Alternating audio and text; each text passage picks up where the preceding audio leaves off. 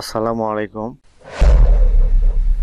সুপ্রিয় সপ্তম শ্রেণীর শিক্ষার্থী, আশা করছি তোমরা সবাই ভালো আছো। তোমাদের বার্ষিক সামষ্টিক মূল্যায়নে এই কয়টি শিক্ষণ অভিজ্ঞতা থেকে প্রশ্ন করা হবে। এই কয়টি অধ্যায় থেকে তোমাদের 15টি বহু নির্বাচনী প্রশ্ন থাকবে। আজ আমি মুক্তিযুদ্ধের বিদেশি বন্ধুরা এই শিক্ষণ অভিজ্ঞতার গুরুত্বপূর্ণ কিছু বহু নির্বাচনী প্রশ্ন এবং উত্তর নিয়ে আলোচনা করব। চলো তাহলে এই বহু নির্বাচনী প্রশ্ন এবং উত্তরগুলো আমরা আমাদের নোট থেকে দেখে নেব। শিক্ষণ অভিজ্ঞতার নাম মুক্তিযুদ্ধের বিদেশি বন্ধুরা, পর্ব 1। বহু নির্বাচনী প্রশ্ন। সাইমন ড্রিং পেশায় কী ছিলেন? সাংবাদিক। কাকে বাংলাদেশের প্রকৃত বন্ধু বলা হয়? Simon drink. 1971 সালে সাইমন ড্রিং এর বয়স কত ছিল? 26 বছর।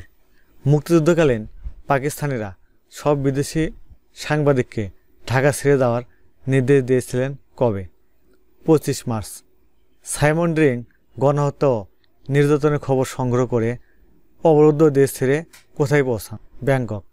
সাইমন ড্রিংয়ের বিখ্যাত প্রতিবেদন পাকিস্তানে ট্যাঙ্কের নিচে বিদ্রোহ দমন শিরোনামে প্রকাশিত হয় কবে? 29 মার্চ। সাইমন ড্রিংয়ের তথ্যমতে 25 মার্চ রাতে ঢাকায় অন্তত কত মানুষ প্রাণ হারিয়েছে? 7,000। সাইমন ড্রিং সারা জীবন কতটি যুদ্ধ ও বিপ্লবের খবর সংগ্রহ করে বিভিন্ন পত্রিকায় প্রকাশ করেছিলেন? 20টি। সাইমন ড্রিং কত সালে মৃত্যুবরণ করেন? 2021 সালে। নিচের কে নোবেলজয়ী? Mother Teresa. সাইমন ড্রিং তার সংগ্রহ করা খবর কোন পত্রিকায় ছাপিয়েছিলেন? Daily Telegraph. ডেইলি টেলিগ্রাফ কোন দেশের পত্রিকা? ব্রিটেন। মুক্তিযুদ্ধকালীন সময়ে জাতিসংঘে বাংলাদেশের পক্ষে কোন দেশ বড় ভূমিকা পালন করেছিল? Soviet union. বাংলাদেশ কত মাসে স্বাধীনতা অর্জন করে? 9 মাসে। আমাদের মুক্তিযুদ্ধ হয়েছিল কত সালে? 1971 সালে। মুক্তিযুদ্ধকালীন ভারতে আশ্রয় গ্রহণকারী শরণার্থীর সংখ্যা কত ছিল? 1 কোটি।